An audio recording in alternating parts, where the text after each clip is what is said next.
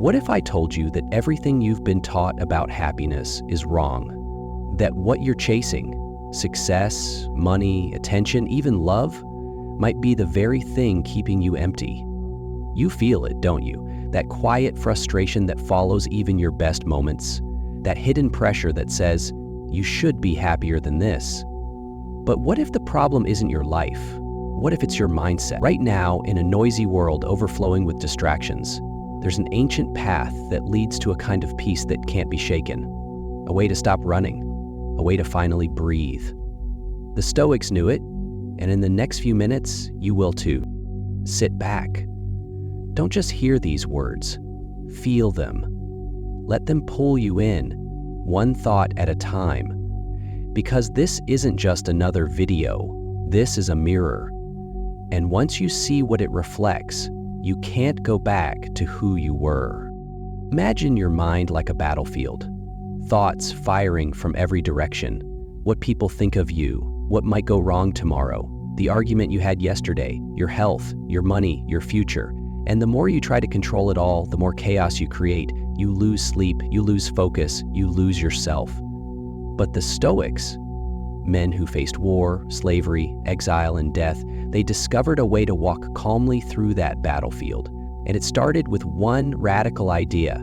Only focus on what you can control. Everything else, let it go. That may sound too simple, but think about this. How many of your daily worries are about things completely out of your hands?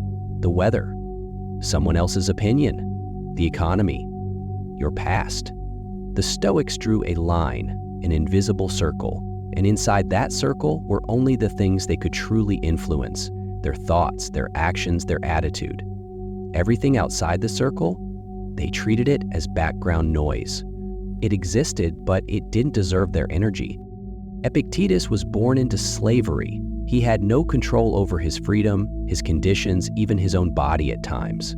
But he said, it's not events that disturb us, but our judgment about them. In other words, your suffering doesn't come from life itself. It comes from how you interpret life. And interpretation is a choice, a power no one can take from you. So the next time you feel overwhelmed, do this. Pause. Ask yourself, is this within my control? If the answer is no, drop it, like a heavy bag that's not yours to carry. And if the answer is yes, then give it your full focus. That's how you reclaim your peace. That's how you stop drowning in things that don't matter. But it doesn't end there, because the Stoics didn't just wait for storms to pass. They walked straight into them. They believed that adversity wasn't a curse, it was a gift. Every hardship, every failure, every broken plan was a chance to grow stronger. Seneca said, difficulties strengthen the mind as labor strengthens the body. They weren't afraid of pain, they welcomed it. Because they knew what most people forget. A life without challenges doesn't make you happy, it makes you soft. Imagine if every setback you faced, every breakup, every rejection, every loss was secretly training you, sharpening you, teaching you something you couldn't learn in comfort. The Stoics didn't ask, why me? They asked, what is this here to teach me? That mindset changes everything. Suddenly, you're not a victim, you're a warrior in training.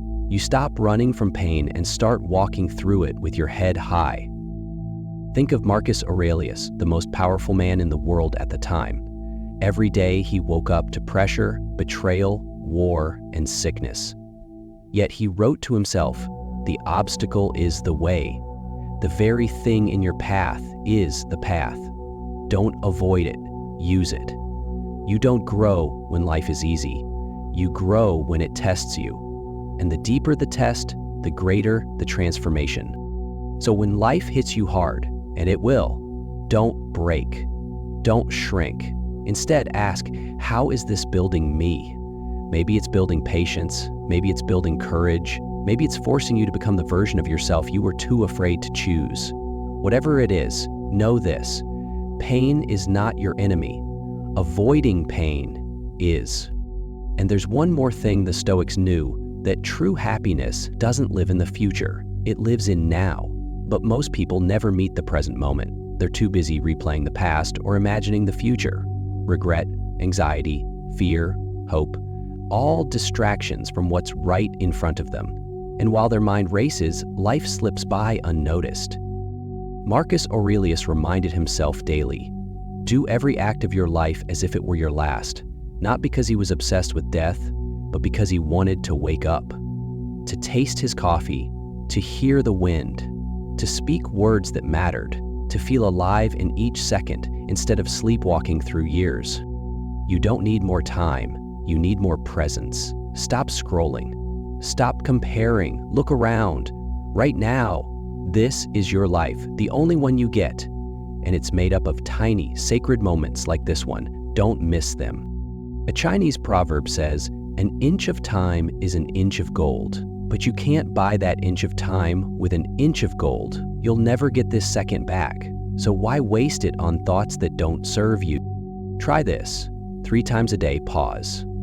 Take a deep breath. Feel your chest rise. Notice the air. Notice your feet on the ground. And just be. No judgment, no expectation, just presence.